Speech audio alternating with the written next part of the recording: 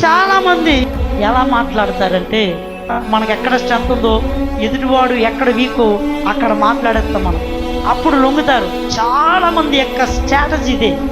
వాళ్ళ బలాల గురించి మాట్లాడరు. వాళ్ళ ఏదో చిన్న లోపం ఉంటుంది, ఆ లోపం ఎత్తి చెప్తే వాళ్ళు కొరుకుపోతారు. నీకు అది లేదు ఇది లేదంటారు, అంతే అయిపోయిందన్నమాట. మనసంతా బాధపడిపోతూ ఉంటాయి.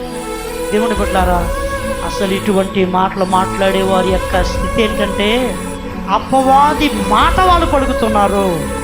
ప్రోత్సహించే మాట ప్రవచనం అది దేవుడి మాట అయితే, కృంగదీసే మాట, బాధ పెట్టే మాట అది దెయ్యపు మాట.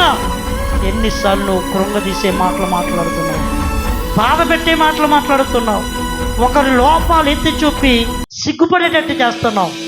B careful my brothers and sister, you are led by the devil. నీవు అపవాది చేత నడిపించబడుతున్నావు, ప్రేరేపించబడుతున్నావు. అందుకే నీ నోట ఆ మాటలు నువ్వు పలుకుతున్నావు. ఒకరోజు యేసు ప్రభు శిష్యుల్ని పిలిచాడు. మత్తయి సువార్త 16:23 నుంచి మీకు కనబడతాయి. యేసు ఏమంటాడంటే, నేను కొన్ని దినాల్లో శిలువ మరణం పొందబోతున్నాను, నేను ఈ లోకంలో నుంచి కొన్ని రోజులకి వెళ్ళబోతున్నాను అని చెప్పేసరికి శిష్యులు ఇది విని జీర్ణించుకోలేకపోయారు.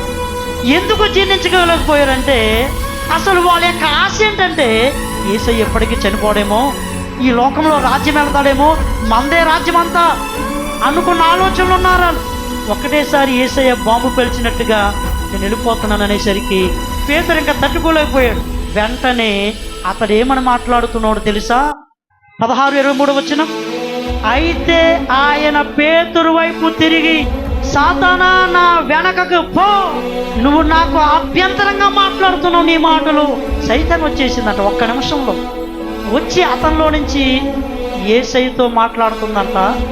అందుకే యేసయ్య అంటున్నాడు, పేతురు అని పిలవట్లేదు, పేతురులో ఉన్న సాతానుతో మాట్లాడుతున్నాడు. సాతానా అంటున్నాడు. ఆయన పక్క నుండి మనల్ని ఇబ్బంది పెట్టేవాడితో, అందులో ఉండి సైతాన్ మాట్లాడుతున్నాడు మనతో.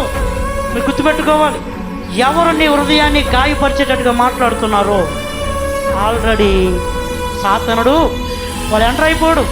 అందుకే వారి నోట నుంచి అటువంటి దుర్భాషలు, కృంగదీసే మాటలు, హేళన చేసే మాటలు, అవమానపరిచే మాటలు, లోపాలు ఎత్తి చూపే మాటలు, బాధపరిచే మాటలు, గాయాలు చేసే మాటలు సైతాను వస్తేనే జరుగుతుంది. అది ఎందరెందరూ నీ జీవితంలో సైతాను చేత పీడించబడే వాళ్ళు నీ పక్కన ఉన్నారో చూసుకోండి.